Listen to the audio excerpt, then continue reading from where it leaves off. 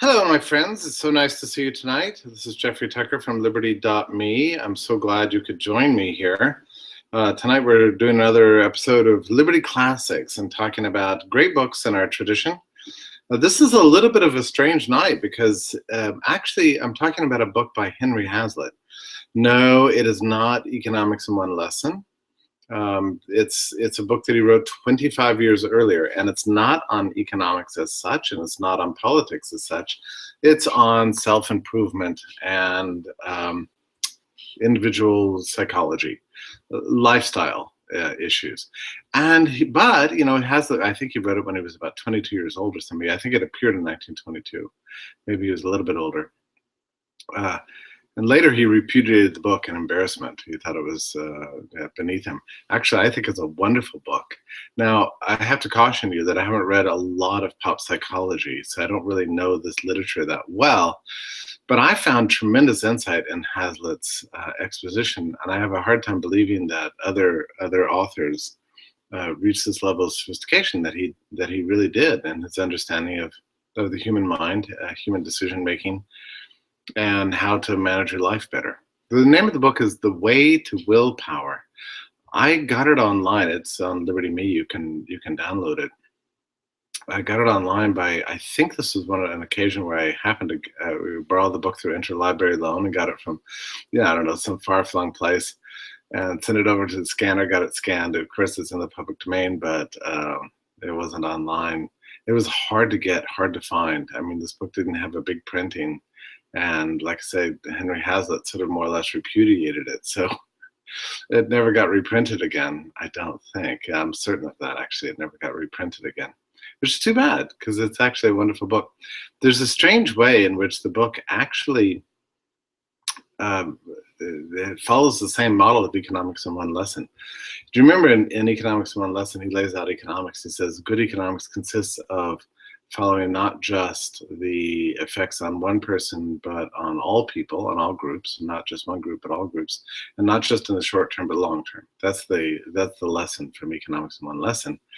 In a weird way, he foreshadowed this model 25 years earlier by doing a similar model with individual psychology. He says that willpower consists not just of making a choice in favor of one thing, but considering the opportunity cost of all the other things that you might otherwise have been doing, and shooting for goals, not just and bringing into accord one's daily activities with your long-term goals. So not just the short-term, but the long-term. So in a funny way, this book is actually like a foreshadowing of Economics in One Lesson 25 years earlier. You often find this with authors, that there's a certain cast of mind they had. Intellectual work is hard work, right? And anybody who does it brings their own particular talents and vision to the project. And we all have unique perspectives and points of views that are all our own. And sometimes we carry them throughout the whole of our lives, whether we're applying it to issues of individual self-improvement or macroeconomics. I mean, the model still stays the same. I'm sure I would have loved for Hazlitt to be here for me to point this out to him. Like, did you know that you use basically the same structural framework for understanding individual self-motivation and macroeconomics? He would have been amazed. But that's sort of the way it is. That's the way it works with authors. But I find the book just delightful, really. Because it speaks to something that actually matters in our lives. Sometimes libertarians get so obsessed with what things look like in the big picture, what the state should do, what society should look like, how the world should be structured, that we often forget to reflect on the fact that the biggest agent of change in the world, and really the only one we can fully control, is ourselves. We can't control what goes on in Washington. We can't control the structure of the social order, the nature of political economy, and its functioning is beyond our reach and our grasp. We can't stop wars on our own. We can't make governments go away or adopt better policies or reduce taxes. We can't do any of those things. But one thing we can do is improve our own lives. and seek to live a better life and inspire others to do the same. So, in a sense, this book actually speaks to that. And on this topic, actually, I spent a good part of this morning pouring through a marvelous book by Auburn Herbert. He was a very interesting British MP in the late 19th century and a beautiful writer. The name of the book is, and I just put it up on fee.org, is called The Right and Wrong of Compulsion by the State.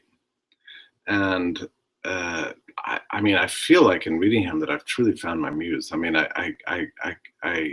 I've rarely read a writer where in sentence after sentence for pages and pages and for a whole book of 350 pages, you know, I had some sense of like nodding, you know, at every step, like, yes, oh, that's it. You got it. Oh, you go, man. You know, let's get it. You know, that's exactly right. I learned from him too, but mostly I just found myself in just like thoroughgoing agreement with the prose, with the spirit, with the humane values and ethics and radicalism, and even all the way down to the applications. I found myself just going nuts, just how wonderful and beautiful this book is. Maybe every other libertarian's already read this book, The Right and Wrong Compulsion by the State, and it's just something that you do when you become a libertarian or something. But I don't really know. But for me, I had never read it before. It's my first real full exposure.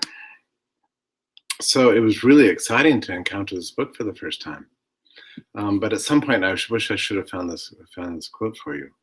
He does discuss this issue of like how we're going to change the world, because he lived in a world of rising socialism, where the German system of Bismarckian welfare warfare statism was encroaching on England, and there were ever more bureaucrats and statesmen legislating policies like poor laws and nationalized education, nationalized industry, and keeping up the colonial empire, and managing Ireland from a distance and so on.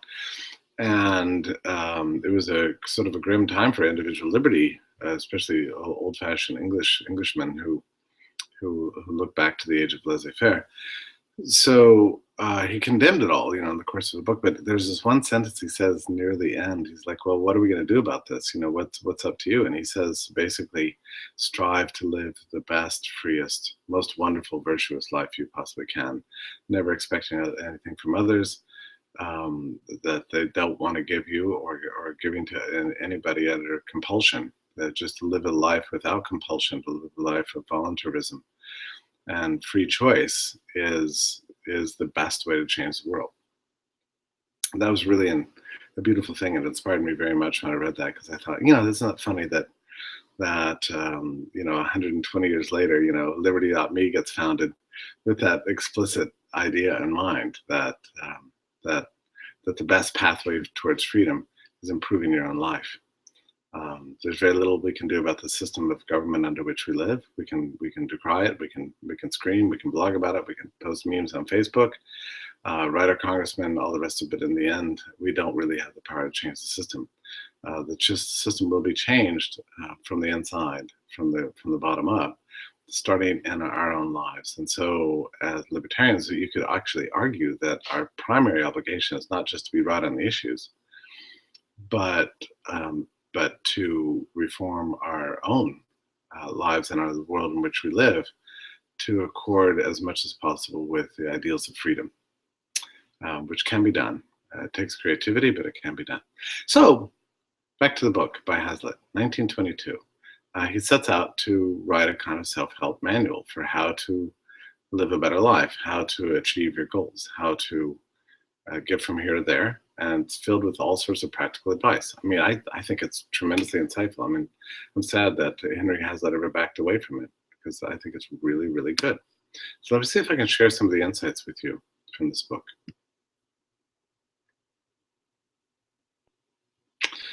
Okay, by willpower, Hazlitt means our intellectual and character-based capacity for achieving our goals. That's all he means by willpower. The way to willpower. It doesn't mean exercising power over others. He means exercising sort of control over yourself. He calls it a character-based capacity for achieving our aims. We have aims, that's great, but how are we going to get from here to there? He says this requires the syncing up of our choices and our goals. What we do day to day with what it is we want to achieve. Now that sounds easy enough and plain enough until you think about it. Most people don't do this. People have all sorts of goals for their lives that they don't actually ever achieve because they don't live out the steps that are necessary to get from here to there. The great example is that we want to be thin, we want to be svelte, we want to be built, we want to be good looking and have great bodies, but we can't stop eating buckets of ice cream. We join gyms, we don't go to them, we sleep in instead. We get a sweet tooth and run to the convenience store and buy the place out of candy. It's painful and difficult to achieve that goal. You can think of many other goals. I want to write an article, but I keep getting distracted by Netflix. I want to finish this book, but I keep posting on Facebook and so on. I mean, probably we've never lived in times with more distractions from achieving our goals than we do now, because there's just so much instantaneous and brand new things that we want to consume. So this becomes a serious problem for us. I mean, every few minutes, my Twitter account is lighting up with new tweets. These days, since I just went on Stossel to call for free immigration, most of the tweets that are coming into my Twitter account are unfortunately white nationalists, denying me as an advocate of white genocide and so on.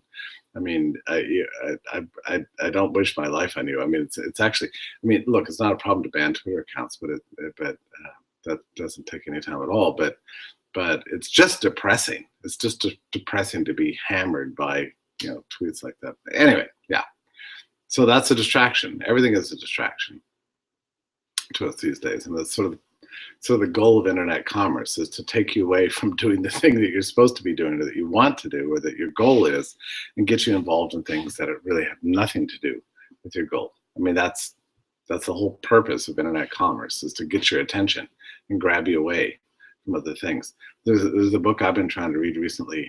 I think it's fundamentally fallacious. I think it's really wrong on measuring intangible goods. And it's a very highly mathematical book, and very complicated. And I'm trying to get through it because I'm interested in the argument. I'm interested in this point of view, because ultimately I think it's wrong, and I want to be able to critique it competently. But it's a painful read. I mean, it's not just wrong-headed, but it's super complex and super dense and difficult. So, I mean, there's a million other things I'd rather be doing than doing that. So I keep getting distracted, and doing other things. This is an evidence of a lack of willpower. You have to decide what it is you want to do, and being able to take the discrete steps that are necessary to get there. But I'm getting ahead of myself. Think of how many people want to be rich but can't get out of bed on time. Look at what happens to New Year's resolutions. A few weeks or even a few days in, they're gone. Oh, I'm not going to drink anymore. Yeah, absolutely. Every time a person wakes up with a hangover, I'm not going to drink anymore, or I'm going to go a week without drinking. I'm going to go on a month-long purge of alcohol or cigarettes, or whatever it is your vice. And then later in the day, suddenly things change. So he begins his book with a dramatic claim that there's no will that's independent of desire, and that desire itself is the driving force of the choices that we make minute to minute, hour by hour, day to day. The key to obtaining willpower is to master your desire. The desires need to be cultivated and shaped with intelligence and deliberation so that we can make choices consistent with our goals. So in order to master this, we have to recognize a crucially important feature of all action. And this is a point that he drew from the economics literature that he was reading at the time. No desire in this world can be obtained save the sacrifice of some other desires. Everything you want to do, or everything you do comes at some expense of something else. Desire leads to choice, and every choice has a cost. The cost is that which you forego in the course of taking the steps necessary to achieve your goals. So I wanted to read this book, this complicated book. I've been having a hard time doing it because I keep getting distracted by Twitter and Facebook and all the rest of it. But the cost, here's the way you got to think of it, as like the cost of checking your Twitter account all the time is the book that you wanted to read that you're not reading. So that's the price you pay. And if you come to me and say, you say, would you be willing to give up for reading this wonderful book in exchange for checking your Twitter account 10 times in the last 2 hours? I would say, no, that's a dumb choice. I want to read the book. Well, so why do I keep going back to my Twitter account? It's because I'm insufficiently aware of the opportunity cost for engaging in my actions. Every action, everything you're doing right now has a cost, and that cost is that which you would otherwise be doing were you not doing the thing you're doing. That's the cost. That's what you're paying.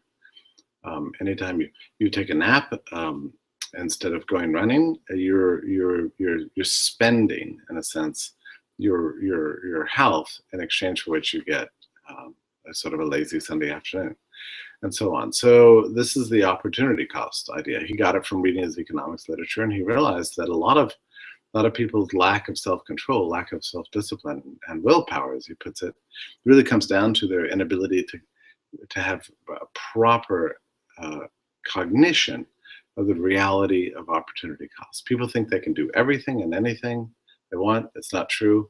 We all have limited time. Whatever you're doing, the cost for doing that is something else. So you're watching me right now. The cost for your watching and listening to me is whatever you would otherwise be doing, watching Netflix or doing something else. So to be aware of that is the first step to making good choices in life. So in all of our minds, we rank our preferences on a value scale. What you're doing right now is evidently your number one choice. Otherwise, you wouldn't be doing it. But the cost of that choice for number one is always number two. It's the thing you would otherwise be doing. It's a hard reality and something very difficult to come to terms with, that every choice we make has a trade-off. And we need to know what we're giving up in order to make wise choices and consider whether or not we're willing to pay that price and bring those into accord on a rational basis. So he writes, and I'm quoting him, "The price of staying out late is sleep, health, efficiency of business, money, and self-improvement. That is, these are the things that a man must pay, lose, sacrifice in order that he may stay out late. Conversely, the price of sleep, health, efficiency of business, money, and self-improvement is the pleasure that we would otherwise get from staying out late at night and clowning around or whatever we're doing."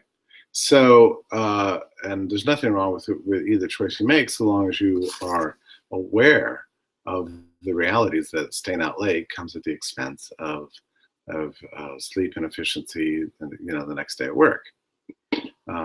So if your goal is to do really well at work, you need to bring your actions in line with your goals. And recognize that you're paying a price for every choice you make, for everything you do that contradicts that goal. Okay, that's the first dimension. To consider the full range of choices and the opportunity cost of your actions, not just what you're doing, but what you're giving up to do the thing you're doing, and asking whether or not that's worth the price. This is the first consideration to gaining willpower, to have a cognizance of the reality of opportunity cost. If you wanted to go back to this analogy with economics 1 lesson, this is sort of considering the effect on one group rather than all groups, right? So you consider the joy of whatever you're doing without a proper awareness of the thing you're giving up that might actually bring you greater joy in the because it's part of your goal.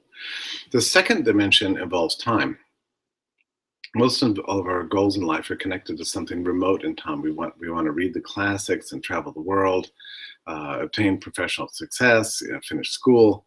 Read. I want to read this book. I want to write a critique of the book. I mean, even in my case, I'm thinking about this mainly because I'm speaking this Friday at Google headquarters, which I'm really excited about this gig, and I have to be awesome. I have to be wonderful. So I want to cram and be the best I can be. But most of the goals we have are sort of remote goals. You ever notice that? We rarely wake up in the morning and say, "What are my goals?" And my goal is to eat breakfast. Oh, that's easy. Okay, that's just walking in and getting it done. My goal is to drink a cup of coffee. No, most of our goals involve things that were somehow not done yet, and the reason we haven't done them yet is that the goal is always remote in time. It's out there. It's something that's going to take a week or a month or years. The problem is that we oftentimes sacrifice our goals for shorter term desires. Instead of reading the book, I'm going to be checking Twitter. Getting thin is something that's can only happen through months of disciplined work, but eating a gigantic breakfast, lunch, and dinner, complete with milkshakes at every step, is something that's more delightful in the immediate term. But the problem is that it comes at the expense of the long-term goal. The action and goal in this case are incompatible. The actions that you're taking each moment of the day are incompatible with your long-term goals. So his second advice here is that willpower involves coordinating our short-term actions with our long-term goals. Whatever we're doing at the time we're doing it should accord with what it is we want to get done in 2 months. So if we want to lose weight in time for the spring, we need to start, and make sure that everything we do along the way fits with that goal. There's always a time trade-off here. You have to sacrifice now for what can be obtained later. This involves thinking not just about the immediate opportunity cost of your choices, but the later ones as well. If I keep doing this, I'm not going to obtain my goals. So part of willpower involves making sure that whatever you're doing at that moment fits with your long-term goal. I mean, there's never a point at which in your day or any day which you're not actually working actively to achieving that goal. I want to read the collected works of Ayn Rand, but I keep putting it off and putting it off and putting it off. My goals just become just worthless relative to the choices that I'm making day to day. So this is his basic model. Be aware of the opportunity cost of all your actions, not just just your immediate tangible things that you're doing and the delight that comes with them, but the costs that come from enjoying that tangibility, that tangible delight, is the thing you're foregoing.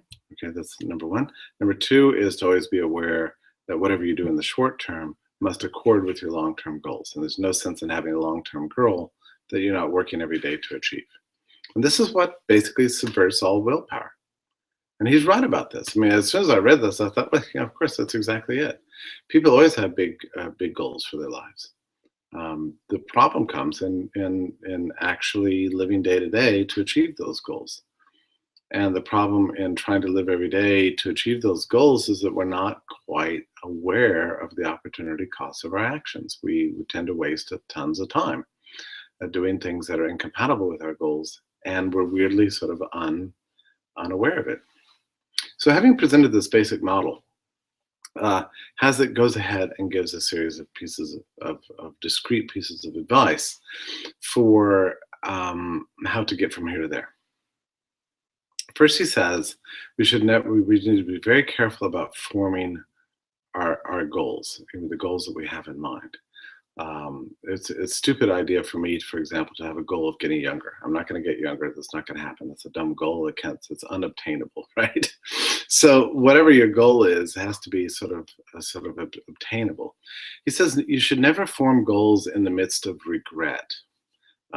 When you have a great regret of something you just did, that we often, well, I drank too much last night. Uh, I slept the day away. Um, I let my friends talk me into going out bar hopping and got at 4 got in at 4 a.m. and now I'm a disaster at the office. So you form a goal. My goal is to not do that anymore. But he says that goals formed in the midst of regret rarely actually last. It's always easier to desire a future of sobriety in the midst of a hangover. Or another example he gets is to desire to be thin once you've finished a huge meal. I've had this happen to me many times. You eat a gigantic meal and you think, oh, God, I regret that. That was terrible. I don't want to do that anymore. From now on, I'm going to just eat fish and vegetables and rice. Well, that goes away, in 6 hours, so certainly by the next day. So, and the habit of making goals that you don't actually fulfill is a very bad one. So just don't make your goals in the midst of regret.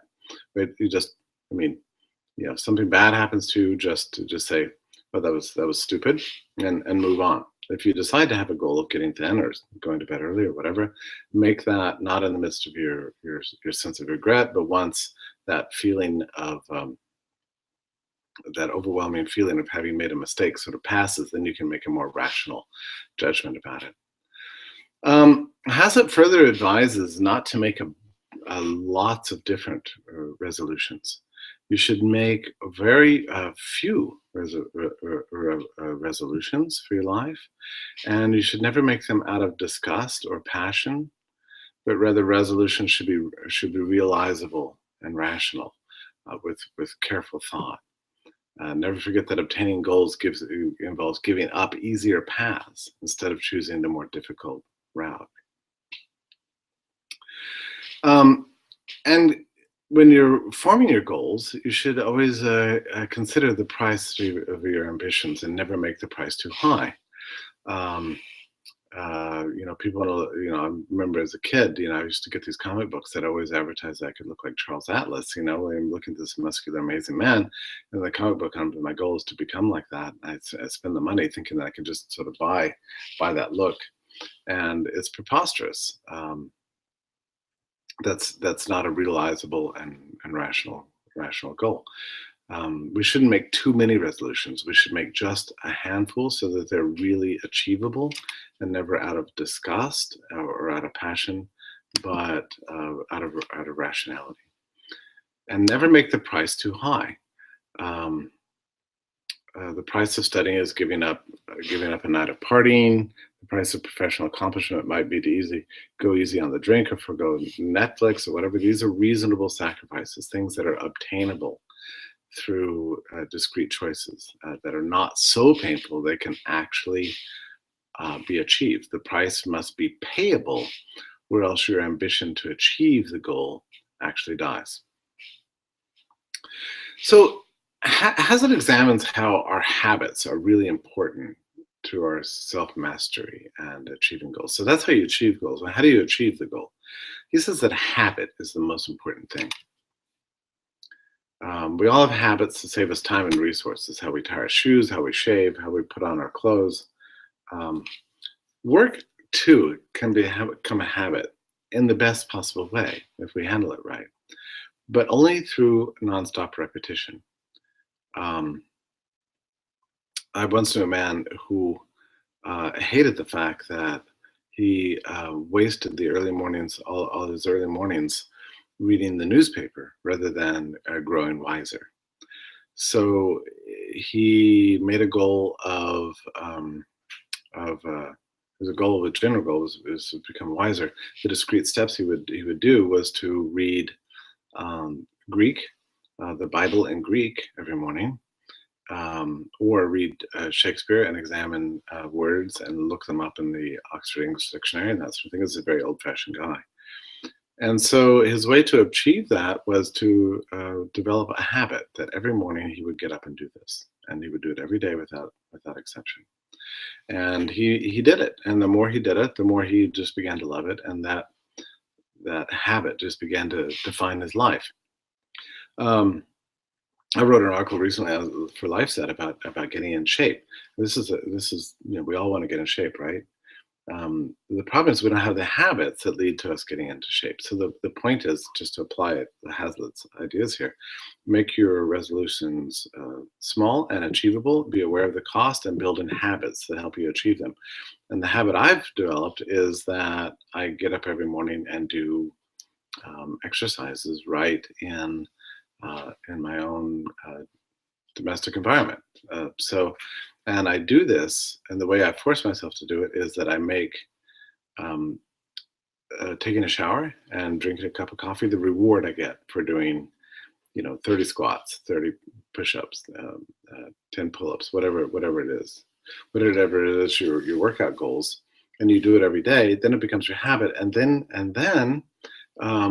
if it is your habit, it gets easier and easier to adhere to it. Like the first time, it's quite difficult. The second time is difficult, but then if you keep it up for like a week or two, something begins to be a habit, and you stick with it. Hazlitt writes, forming a new habit is like forging for yourself a new path in the woods through stubborn underbrush and prickly thorns, while all the while it's possible for you to take the well-worn, hard-trodden, pleasant path that already exists. So you can reflect on that, that every time you travel through the new path, you're going to tramp down more shrubbery and clear out more entanglements from the way. So it's hard to cut through. It's hard to break old habits and replace them with new habits. So be aware of that, but remember that it always gets easier the more you do something. Forming habits requires concentration. It's a learned skill, and it's something you have to practice to feel in order for it to become habitual. We need a program of work for daily achievement, and we must stick to it no matter what. It becomes easier once our minds and bodies come to expect it. Now, in the course of all this, it's fascinating. It's funny because when I first asked Murray to read this book, and Murray Rothbard to read this book, look through it and tell me what it was about, this is before I had actually read the book. I knew it existed, but I figured it was in Murray's library, and sure enough it was. But Murray seized on about this book was he loved Hazlitt's critique of the popular version of Freudian psychology. He thought it was really devastating and really wonderful. Now, Hazlitt makes all of the proper caveats in this section. Now, he was, he doesn't criticize Freud directly. What he criticizes is the way Freud came to be rendered in the popular mind. I've recently spent a lot of time reading Freud, and I'm just completely in awe of his insight. I think he was just a genius, really, a very careful scholar and an amazing visionary. And people say, "Oh, Freud's been refuted." Well, I mean, you can't say that because there's just too much Freud. There's too much wonderful stuff in there. You can't just dismiss it. I mean, it's just nonstop insight. I mean, you can download his books from EPUB on EPUB from Gutenberg.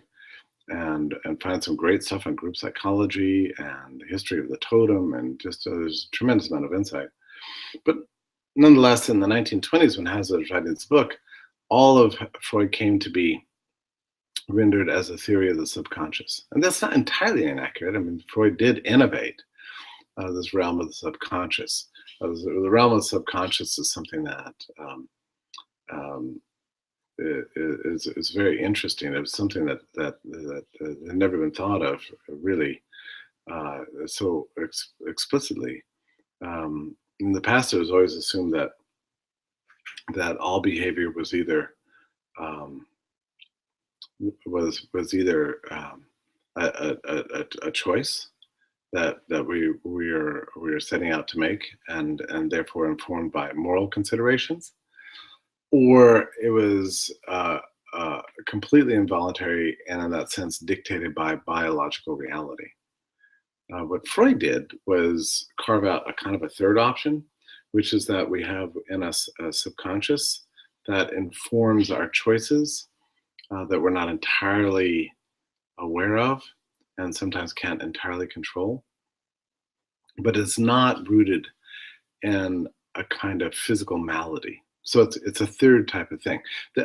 Mises discusses this in Socialism or somewhere. I'm not sure if it was in Socialism. No, no, it wasn't in socialism. It was a series of lectures he gave in the 1950s at the San Francisco Public Library, and heralds of Freud's insight here because he thought it was particularly humane. In the past, people who behaved in odd and peculiar ways that were not in accord with how society expected them to were either considered immoral or, degenerate, or having a physical malady. So the only choice was to send them to the priest, or for moral reform, or to cut them open and hack away their organs, or give them lobotomies or whatever. Freudian theory of the subconscious made it possible to think that there might be a third and much more humane way of dealing with abnormal psychology. So in that sense, Mises really loved Freud. And it's not that Hazlitt doesn't love Freud, but he worries that the theory of the subconscious contradicts our self-mastery. That it makes it too easy for us to excuse our behavior as not a consequence of our choice, but some deep, uncontrollable, urge within us that just makes us be this way.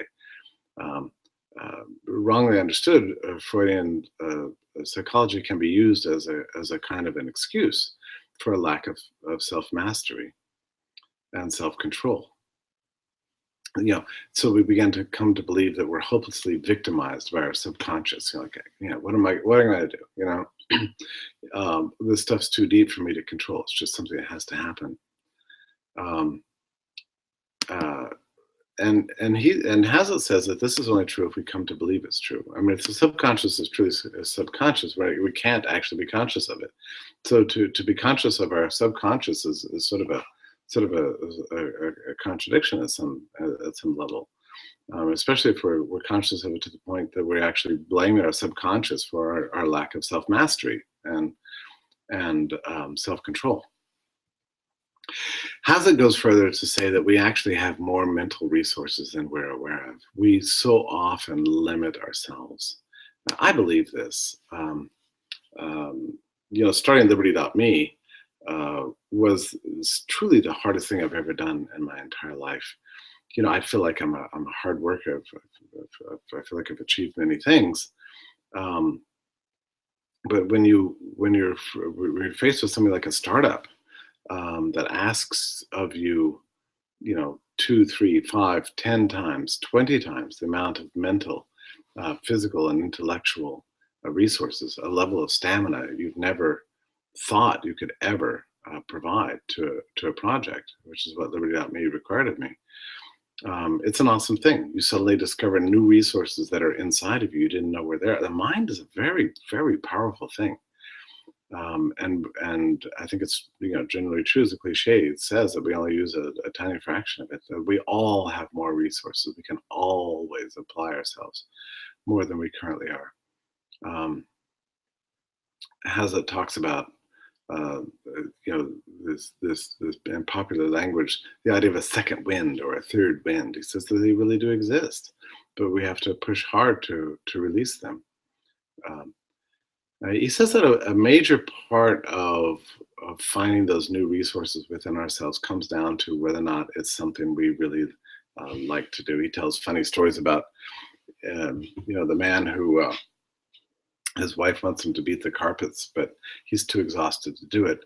Then his friend calls and wants him to come play poker, and he suddenly, bounds out of bed, and he's got something extremely important to do.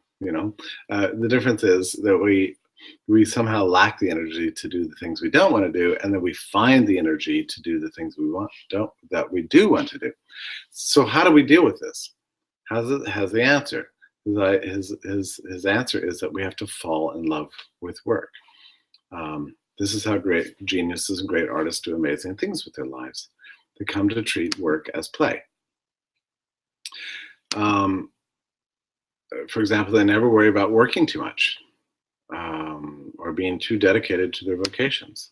We have this myth of the workaholic. You always read on pop culture, oh, you're a workaholic. That's the worst thing you can be. Not really. As far as he's concerned, workaholic is somebody who's fallen in love with his work, and that's a beautiful and wonderful thing. I'm sorry, I just got a message. I have the opposite problem. I love work so much that I have a hard time um, letting it go for vacations. So what I finally learned to do was to treat my vacations and my downtime as work. So that actually turned out well for me.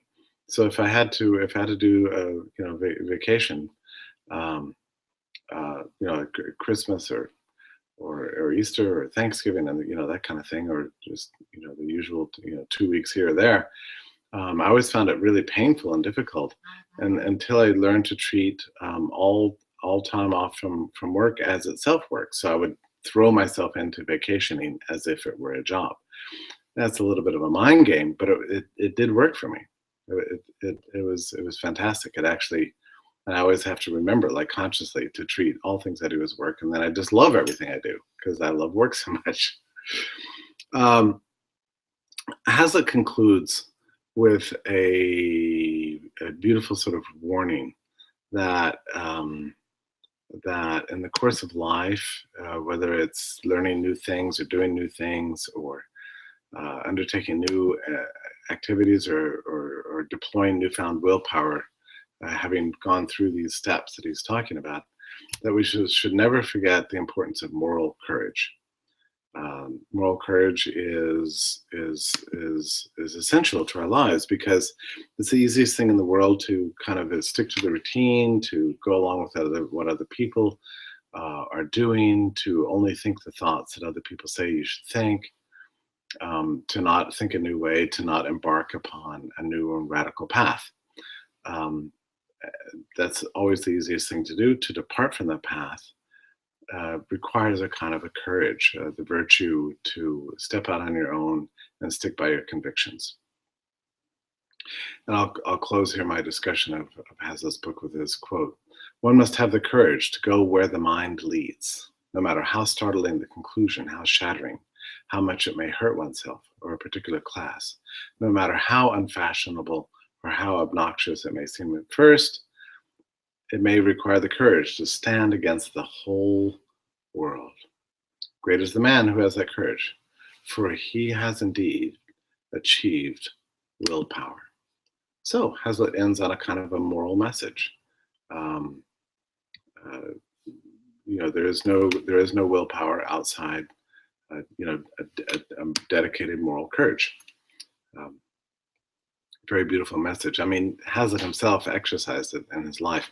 And this is another thing I like to think, and why this book has a lot of credibility to me. He was in his very later years, I met Hazlitt, and I said, because I mean, this is a guy who wrote 2 to 3 New York Times editorials for 12 years at the time he worked there. He never seemed to be short of ideas. When he ran American Mercury after H.L. Menken's death,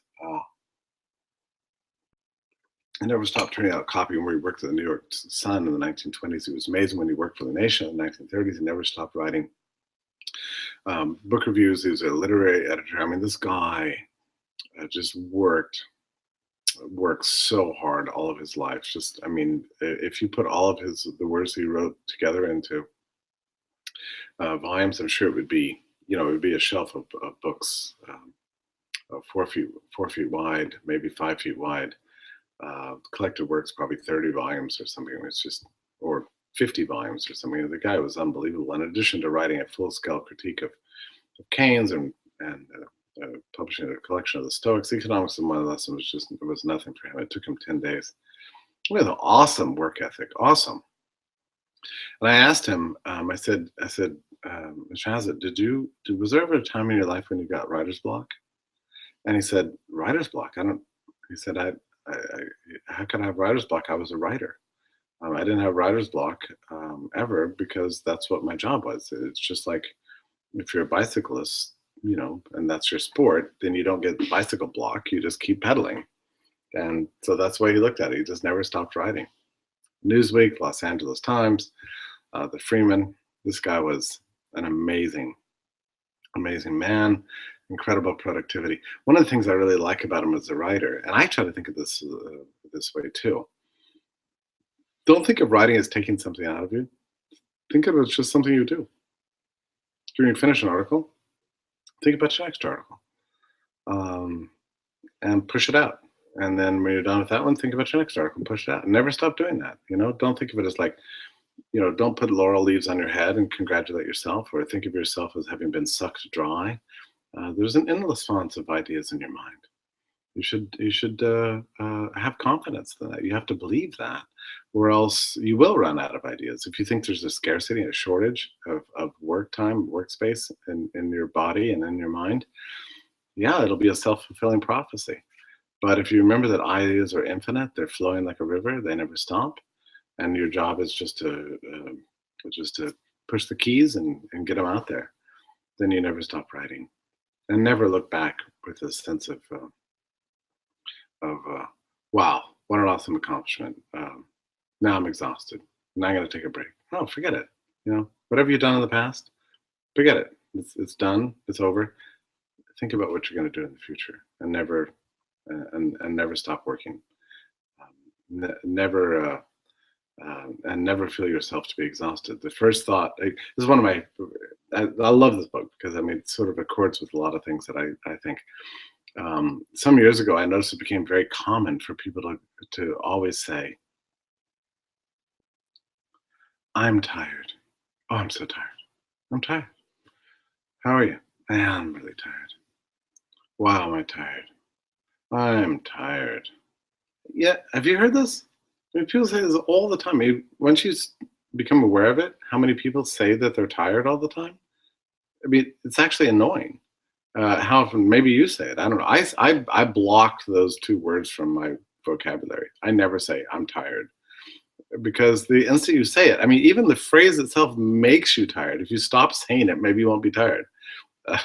It's just, I don't know when this came about, where people are just so announced that they're tired, and feel like that's a great excuse for not doing anything. This is a great evidence of the absence of willpower, actually, to always discover that you're tired. If you stop discovering that you're tired, you won't be tired. You're not tired anyway. You're not tired. Just keep working. Keep doing the thing. Never get tired. It's just dumb. And if you are tired, okay, collapse. But don't say it. Don't say it out loud, because the more you say it, the more it just becomes absolutely true. You announce. It's like you're putting a sticker on your forehead, tired guy, and then you become worthless. So Hazlitt was never tired. He was glad for every day, every minute of life, just to keep working, keep accomplishing things. And he lived, I think, to be 100 years old or something along those lines. And it was an awesome thing. He was an amazing man. Look how much he did for the world. He never reflected on it, never looked back. He just always looked forward. What's his next article, his next thought?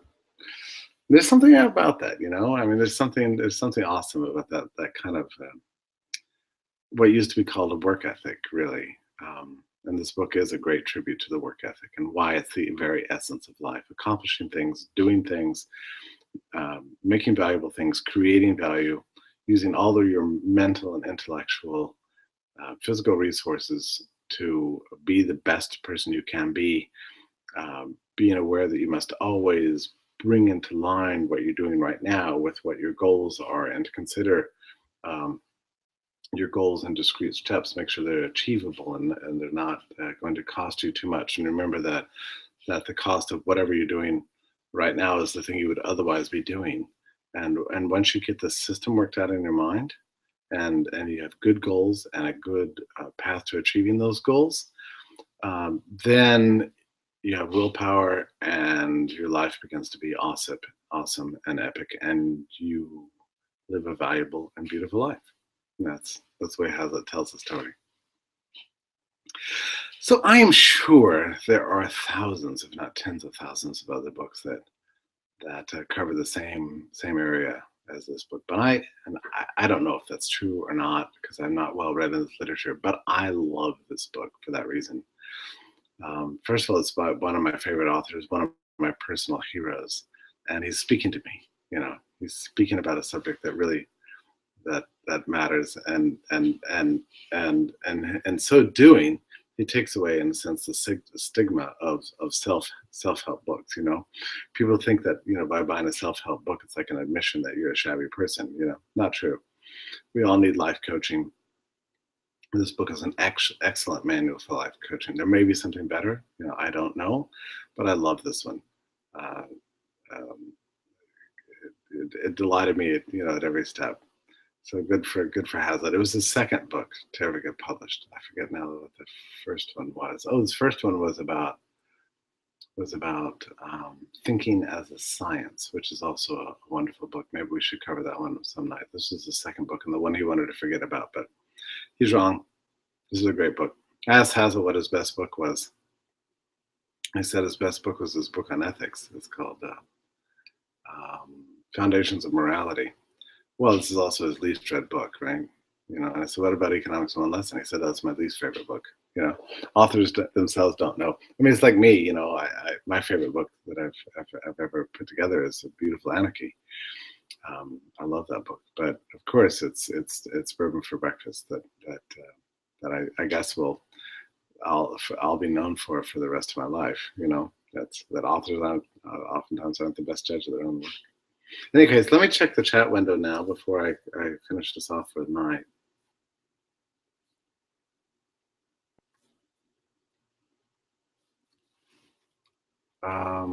Okay, I don't actually have that particular chat window open. It's a peculiar feature of this Google Hangouts that I can't actually look at the chat window at the same time that I'm in this thing. So we'll just call it a night, and I urge you to download the book. It's a quick read. You can read it tonight and maybe finish it over lunch tomorrow. And who knows, it might inspire you. I've recommended it to many people who absolutely love it. So thank you so much for being a member of Liberty.me, for doing your part to make the world a freer place by making your own life freer. And I would say this book is an essential part of that. At least it's something I would recommend to you. What else is going on this week? Well, we had the Republican debate last week. That's been a great fodder for commentary and talk, and I've written plenty of it. It's been a fascinating thing. I sat through all 3 hours of it. You talk about paying a big price. Oh my goodness. What else I could have been doing during that time? Maybe that was a bad goal. I don't know but did I feel robbed afterwards? Oh, it was absolutely exhausting, especially relative to what I was able to actually crank out about it, which was not that much. In my own life, I was on Stossel this past week arguing for open borders. That was a very interesting thing because just to tell you how these things happen, I was at Freedom Fest and I got up in front of a crowd and said, I don't think there should be any borders. People should be free migration of all peoples everywhere, actually, and that should be the ideal.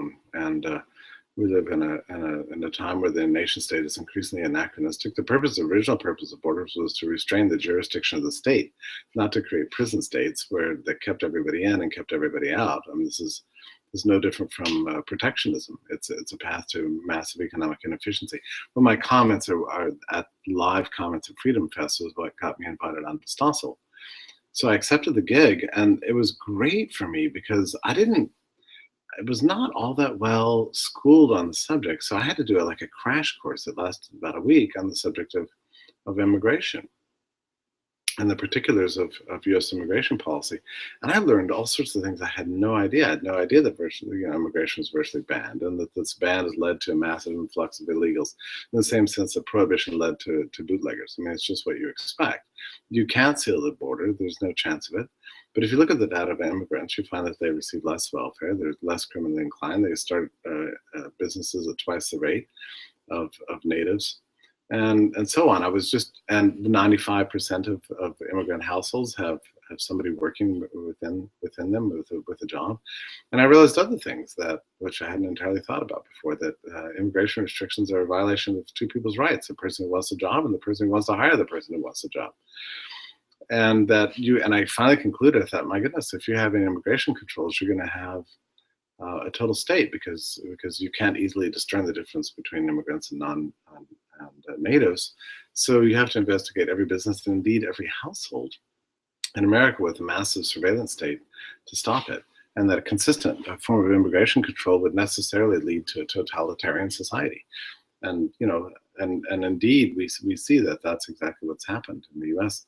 So thinking through all these things was an amazing thing for me, a wonderful opportunity.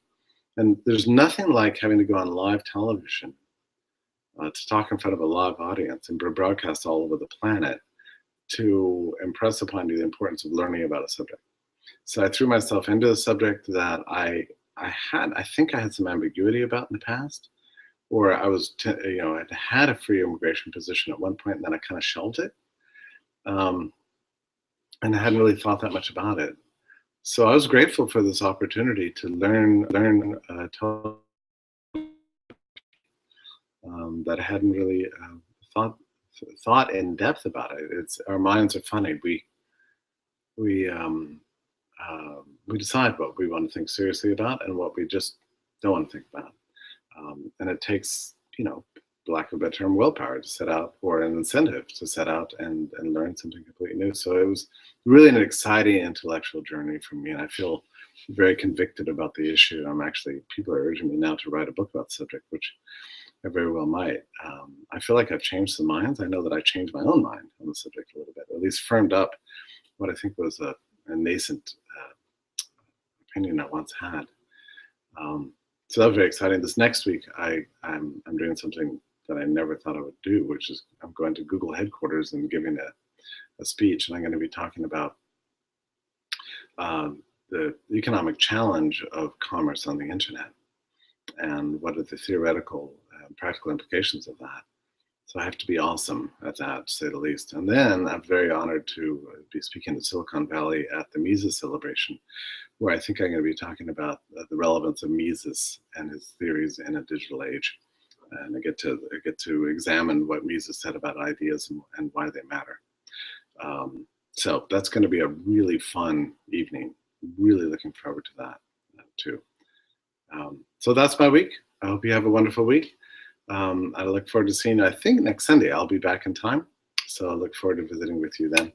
Thanks, and I'll see you online. All the best to you. Take care.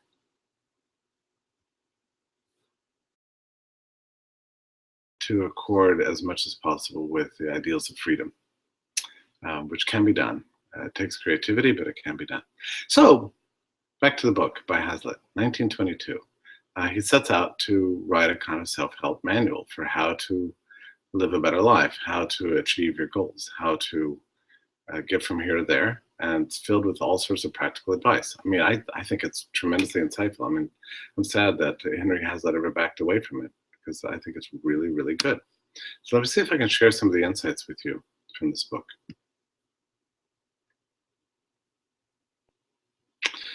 Okay, by willpower, Hazlitt means our intellectual and character-based capacity for achieving our goals. That's all he means by willpower. The way to willpower. It doesn't mean exercising power over others. He means exercising sort of control over yourself. He calls it a character-based capacity for achieving our aims. We have aims. That's great, but how are we going to get from here to there? He says this requires the syncing up of our choices and our goals. What we do day to day with what it is we want to achieve. Now that sounds easy enough and plain enough until you think about it. Most people don't do this. People have all sorts of goals for their lives that they don't actually ever achieve because they don't live out the steps that are necessary to get from here to there.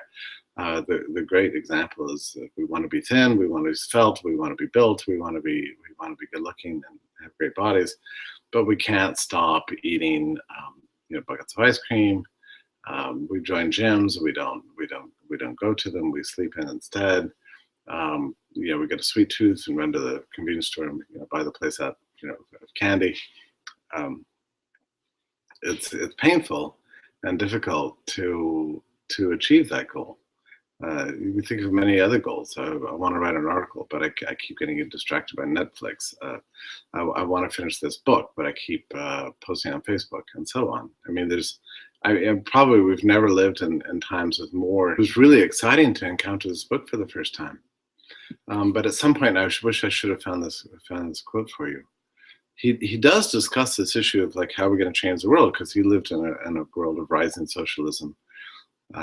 Where the German system of Bismarckian welfare warfare statism was encroaching on England, and there were ever more bureaucrats and statesmen legislating policies like poor laws and nationalized education, nationalized industry, and keeping up the colonial empire, and and managing Ireland from a distance, and so on. And it was a sort of a grim time for individual liberty, especially old-fashioned Englishmen who look back to the age of laissez-faire. So he condemned it all, in the course of the book. But there's this one sentence he says near the end. He's like, "Well, what are we going to do about this? What's up to you?" And he says, basically, strive to live the best, freest, most wonderful, virtuous life you possibly can, never expecting anything from others that they don't want to give you, or giving to anybody under compulsion. That just to live a life without compulsion, to live a life of voluntarism and free choice is the best way to change the world. And that was really a beautiful thing. It inspired me very much when I read that, because I thought, it's not funny that 120 years later, Liberty.me gets founded with that explicit idea in mind, that the best pathway towards freedom is improving your own life. There's very little we can do about the system of government under which we live. We can decry it. We can scream. We can blog about it. We can post memes on Facebook, write our congressman, all the rest of it. In the end, we don't really have the power to change the system. The system will be changed from the inside, from the bottom up, starting in our own lives. And so, as libertarians, you could actually argue that our primary obligation is not just to be right on the issues, but to reform our own lives and the world in which we live ourselves. We can't control what goes on in Washington. We can't control the structure of the social order, the nature of political economy, and its functioning is beyond our reach and our grasp. We can't stop wars on our own. We can't make governments go away or adopt better policies or reduce taxes. We can't do any of those things. But one thing we can do is improve our own lives and seek to live a better life and inspire others to do the same. So in a sense, this book actually speaks to that. And on this topic, actually, I spent a good part of this morning pouring through a marvelous book by Auburn Herbert. He was a very interesting British MP in the late 19th century, and a beautiful writer. The name of the book is, that I just put it up on fee.org, is called The Right and Wrong of Compulsion by the State. And I feel like in reading him that I've truly found my muse. I've rarely read a writer where in sentence after sentence, for pages and pages, and for a whole book of 350 pages, I had some sense of like nodding, at every step, like, yes, oh, that's it, you got it, oh, you go, man, let's get it, that's exactly right. I learned from him too, but mostly I just found myself in just like thoroughgoing agreement with the prose, with the spirit, with the humane values and ethics and radicalism, and even all the way down to the applications. I found myself just going nuts, just how wonderful and beautiful this book is. Maybe every other libertarian's already read this book, The Right and Wrong Compulsion by the State, and it's just something that you do when you become a libertarian or something. But I don't really know. But for me, I had never read it before. It's my first real full exposure. So it was just the effects on one person, but on all people, on all groups, not just one group, but all groups, and not just in the short term, but long term. That's the lesson from Economics in One Lesson. In a weird way, he foreshadowed this model 25 years earlier by doing a similar model with individual psychology. He says that willpower consists not just of making a choice in favor of one thing, but considering the opportunity cost of all the other things that you might otherwise have been doing, and shooting for goals, not just and bringing into accord one's daily activities with your long-term goals. So not just the short-term, but the long-term. So in a funny way, this book is actually like a foreshadowing of Economics 1 Lesson 25 years earlier. You often find this with authors, that there's a certain cast of mind they had. Intellectual work is hard work, right? And anybody who does it brings their own particular talents and vision to the project. And we all have unique perspectives and points of views that are all our own.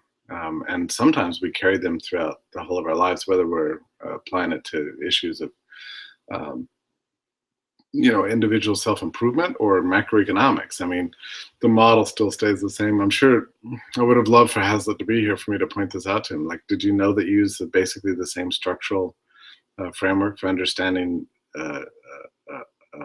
individual self-motivation and macroeconomics? He would have been amazed. But that's sort of the way it is. That's the way it works with authors. But I find the book just delightful, really. Because it speaks to something that actually matters in our lives. Sometimes libertarians get so obsessed with what things look like in the big picture, what the state should do, what society should look like, how the world should be structured, that we often forget to reflect on the fact that the biggest agent of change in the world, and really the only one we can fully control, is ourselves. Hello, my friends. It's so nice to see you tonight. This is Jeffrey Tucker from Liberty.me. I'm so glad you could join me here. Tonight we're doing another episode of Liberty Classics and talking about great books in our tradition. This is a little bit of a strange night because actually I'm talking about a book by Henry Hazlitt. No, it is not Economics in One Lesson. It's a book that he wrote 25 years earlier, and it's not on economics as such, and it's not on politics as such. It's on self-improvement and individual psychology, lifestyle issues. But Hazlitt, I think he wrote it when he was about 22 years old or something. I think it appeared in 1922. Maybe he was a little bit older. And later he repudiated the book in embarrassment. He thought it was beneath him. Actually, I think it's a wonderful book. Now, I have to caution you that I haven't read a lot of pop psychology, so I don't really know this literature that well. But I found tremendous insight in Hazlitt's exposition, and I have a hard time believing that other authors reached this level of sophistication that he really did in his understanding of the human mind, human decision-making, and how to manage your life better. The name of the book is The Way to Willpower. I got it online. It's on Liberty.me. You can download it. I got it online by, I think this was an occasion where I happened to borrow the book through interlibrary loan and got it from, I don't know, some far-flung place, and sent it over to the scanner, got it scanned. Of course, it's in the public domain, but it wasn't online. It was hard to get, hard to find. I mean, this book didn't have a big printing. And like I say, Henry Hazlitt sort of more or less repudiated it. So it never got reprinted again, I don't think. I'm certain of that, actually. It never got reprinted again, which is too bad because it's actually a wonderful book. There's a strange way in which the book actually it follows the same model of Economics in One Lesson. Do you remember in Economics in One Lesson, he lays out economics. He says, good economics consists of following not